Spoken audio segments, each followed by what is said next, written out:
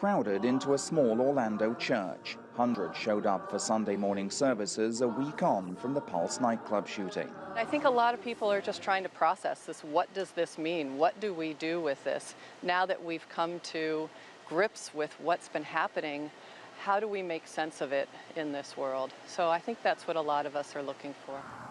As Orlando residents reflect on the massacre, funerals continue to be held across the city, some in a cemetery just a few blocks from this church. A week on from the tragedy at the Pulse nightclub, emotions are still raw here in Orlando, and religious leaders say part of their job is to help people move on.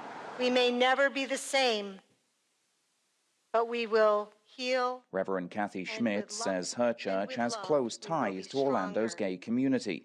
She says as people come to terms with the tragedy, her congregation's attention is increasingly turning to solutions. We have to continue to work to mitigate the factors that have caused this tragedy.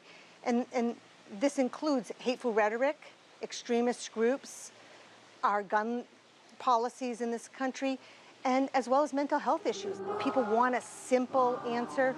It's many things, and each of us will have a different piece to play. I hear your voice. Across town, the Discovery Church, which greets some 3,000 worshippers a week, is just a short distance from the Pulse nightclub. The church says as the world moves on, many who were directly involved in the tragedy are still reeling.